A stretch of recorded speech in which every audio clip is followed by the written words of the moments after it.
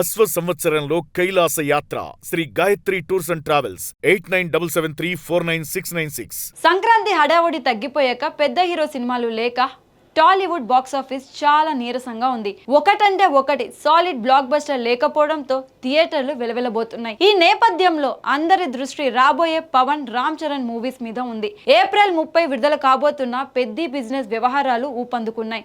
2 పాటలు chat buster కావడం, teaser సంచలనం రేపడం, ట్రైలర్ రాకముందే ఫ్యాన్స్ ఇండియా స్థాయిలో బజ్ పెంచేయడం బయ్యర్లను పెద్ద ఎత్తున టెంప్ట్ చేస్తున్నాయి.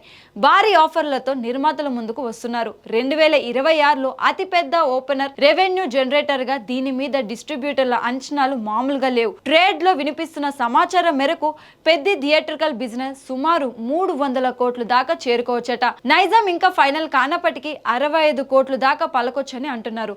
పెద్దిలో భాగస్వామ్యం ఉన్న మైత్రితో పాటు దిల్ రాజు, ఏషియన్ సునీల్ నైజాం హక్కుల కోసం మంతనాలు సాగుతున్నట్టు వినికిడి. కర్ణాటక 23 కోట్లు, ఓవర్సీస్ 40 కోట్లు ఆల్రెడీ లాక్ చేసుకున్నారట. సీడెడ్ 35 కోట్లు దాకా, కోస్టల్ ఆంధ్ర 85 కోట్ల దాకా పలకొచ్చని అంటున్నారు. ఇక నార్త్ ఇండియన్ డీల్స్ మొదలవ్వలేదు. హిందీ ట్రేడ్ లో పెద్ద హాట్ కేక్ గా మారిపోయింది. పుష్ప రేంజ్ లో మ్యాజిక్ చేస్తుందని నమ్ముతున్నారు. ఆ కాన్ఫిడెన్స్ తోనే పెద్ద రేట్లు ఇచ్చే అవకాశం ఉంది. ఇక non theatre, digital, OTT, satellite, audio హక్కులు కలుపుకుంటే నిర్మాత వెంకట్ సతీష్ కిల్లారు నేరుగా టేబుల్ ప్రాఫిట్స్ లో ఆల్రెడీ ఉన్నట్టే. ఇదంతా అధికారికంగా వెల్లడి చేసింది కాకపోయినా ఫిలిం సర్కిల్ స్టాక్ అయితే బలంగా ఉంది. కేవలం సింగిల్ లాంగ్వేజ్ లో మనశంకర్ వరప్రసాద్ గారు 300 కోట్లు దాటినప్పుడు బహుభాషల్లో ఇంత హైప్ పెట్టుకొని పెద్ద ఇంకెంత మ్యాజిక్ చేస్తుందని మెగా ఫ్యాన్స్ లెక్కలు వేస్తున్నారు. ఈ నెల 27 రామ్ చరణ్ పుట్టినరోజు రానుంది. ట్రైలర్ ఇచ్చే ప్లాన్ లో ఉన్నాడు దర్శకుడు బుచ్చిబాబు.